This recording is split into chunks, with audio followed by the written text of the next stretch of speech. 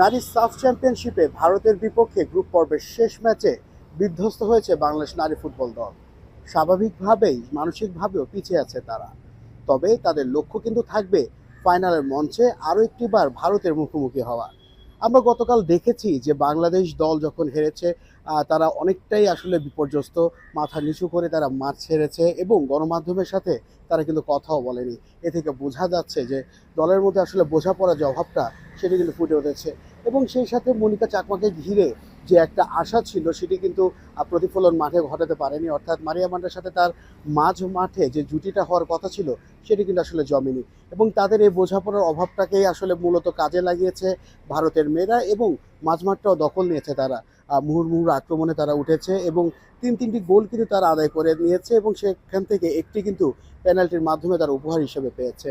তো বাংলাদেশ দল যখন নিজেদের এমন একটা অবস্থা, সেখানে কিন্তু স্বাগতিক ভারত কিন্তু বেশ চনমনে রয়েছে। ভারতের কোচ তিনি কিন্তু বের হওয়ার সময় গতকাল মাঠ থেকে বারবার কিন্তু জানিয়েছেন যে বাংলাদেশ দলটা আসলে অনেক তারুণ্য নির্ভর দল, তবে তিনি আশা করছেন এই দলটার ঘুরে দাঁড়ানোর মানসিকতা কিন্তু রয়েছে। কিন্তু এই জায়গাতে আসলে বাটলার সেখান থেকে আসলে দলের যে পরিস্থিতি সেখান থেকেও অনেক অনেক বিষয় তিনি নাখোশ এবং তিনি মনে করিয়ে দিয়েছেন যে এখানে অনেক ফুটবলার, যেহেতু তিনি কারোর নাম আসলে প্রকাশ করেননি, তবে বলেছেন যে অনেক ফুটবলার কিন্তু নিয়ম শৃঙ্খলার বিষয়ে খুব বেশি অনীহা তাদের এবং তাদের উন্নতি করার মানসিকতাও নাকি নেই।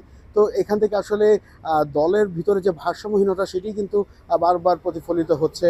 এবং সেই সঙ্গে তিনি তহুরা খাতুনের গতকাল যখন আমরা দেখেছি যে তাকে মাঠে নামানোর আগে যে ওয়ার্ম আপের যে পরিস্থিতিটা ছিল সেখানেও কিন্তু খুব একটা গাছাড়া ভাব কিন্তু ছিল। তো দলের মধ্যে যখন এরকম একটি ম্যাচ, অর্থাৎ যেখানে ভারত ম্যাচ এখন বলা হচ্ছে, বাংলাদেশ ভারত ম্যাচ উত্তাপ ছড়াচ্ছে প্রতিনিয়ত, তো সেই জায়গায় আসলে বডি ল্যাঙ্গুয়েজের যে বিষয়টা থাকে সেটিও কিন্তু খুব বাজেভাবে আসলে ফুটে উঠেছে। দেখা যাচ্ছে যে যে জায়গায় বলটা নিয়ন্ত্রণ করা দরকার বা যে জায়গা থেকে ট্যাকেলটা করা দরকার সেখানে কিন্তু হচ্ছে না এবং ডিফেন্সেও কিন্তু সেই ভুলগুলো বারবারই কিন্তু ফুটে উঠেছে।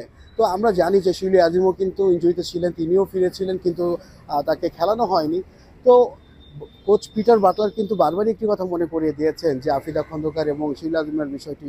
তো তারা হয়তো পরবর্তী ম্যাচ নেপালের সাথে যে বাংলাদেশ দলের সেমিফাইনাল রয়েছে, তো সেই জায়গায় কিন্তু তাদের শুরু থেকে খেলার যে সম্ভাবনা সেটির একটা আভাস তিনি দিয়ে রেখেছেন।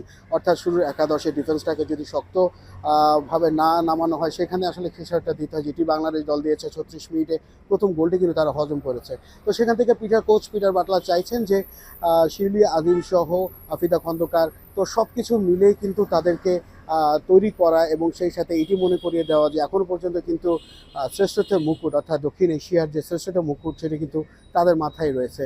তো সেখান থেকে যে ভুল ভ্রান্তিগুলো ছিল সেগুলো পিছনে ফেলতে হবে, কেননা হ্যাট্রিক শিরোপা জয়ের লক্ষ্যে কোনো ভুলই কিন্তু করা যাবে না নেপালের বিপক্ষে। যদিও আমরা জানি যে নেপালের সাথে সবশেষ সাফ চ্যাম্পিয়নশিপে তাদের মাটিতেই তাদের দর্শকদের সামনে কিন্তু হারিয়ে বাংলাদেশ সোনালী ট্রফি, যে ট্রফিটি রয়েছে চ্যাম্পিয়ন ট্রফি, সেটি কিন্তু তারা উঁচিয়ে ধরেছিল।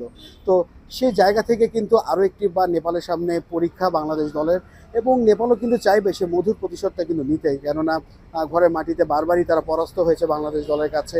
তো এই জায়গাতে ফাইনালের মঞ্চে দাঁড়িয়ে তারা কিন্তু আরও একটি বার চাইবে বাংলাদেশকে পরাজিত করে ফাইনালের মঞ্চে ভারতের সাথে প্রতিদ্বন্দ্বিতা করতে। নাসিফ শুভ, যমুনা স্পোর্টস, ভারত।